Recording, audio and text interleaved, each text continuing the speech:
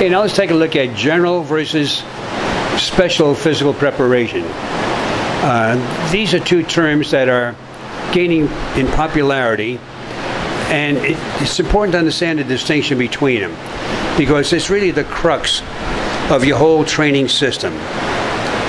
General physical preparation, in essence, really means doing exercises that will develop the body to make you more physically fit. Develop the cardiorespiratory system, develop the muscles and all their interactions, gain greater strength, and so on. But all of this fitness that you develop does not transfer to improving your performance on the field. This is a very important distinction. Becoming more fit does not mean you are becoming a better ball player. Becoming more fit is a base upon which you can train to become a better ball player. That's the key. But what do we find today?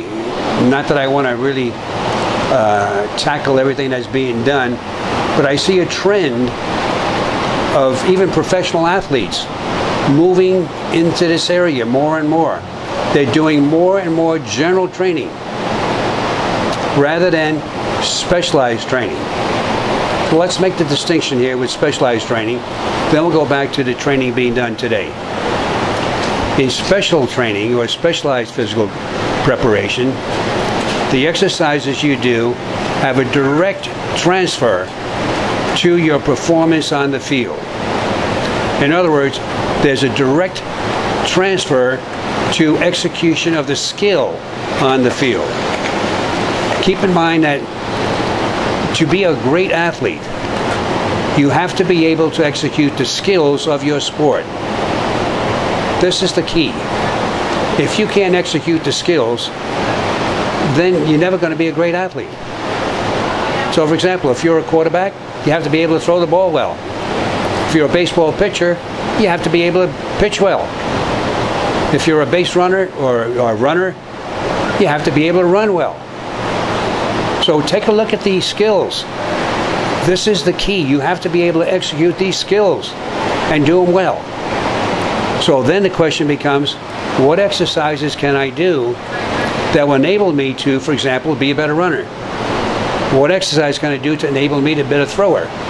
What exercises can I do to enable me to be a better cutter? And so on. Well, regardless of the skill, we need the exercises that will make you better in execution of the skill. So the specialized exercise, it can develop strength, but exactly the way it's used in execution of the skill. This is the difference.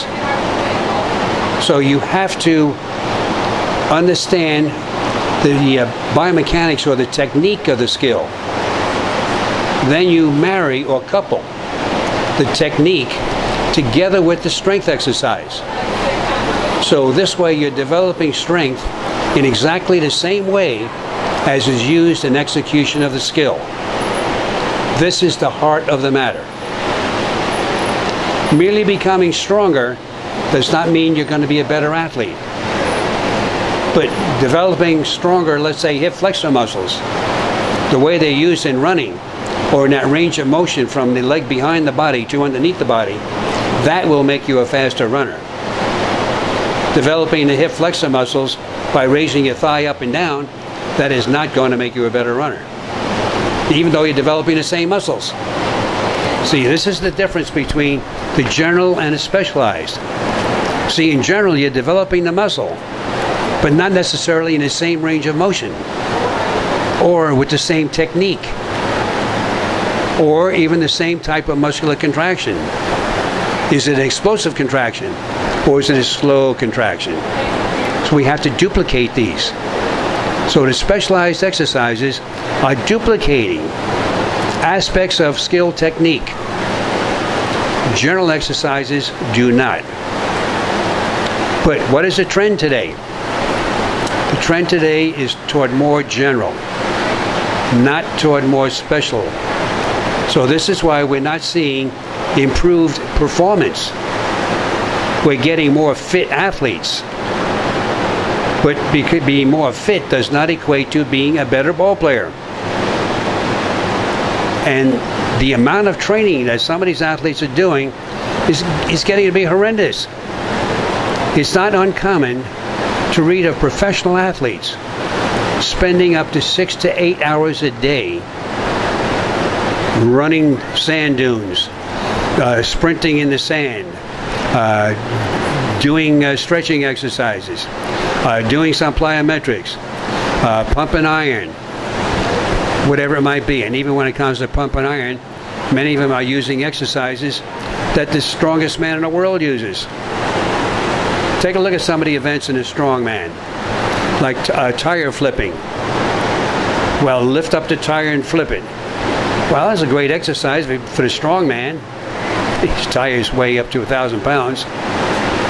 But where do you do that in a sport? Or the farmer's walk, where they walk with heavy weights in their hands. Well, how often in the sport do you walk with heavy weights in the hand?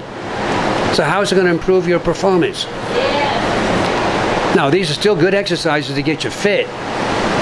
They're going to get you stronger. No question about it. They're great exercises.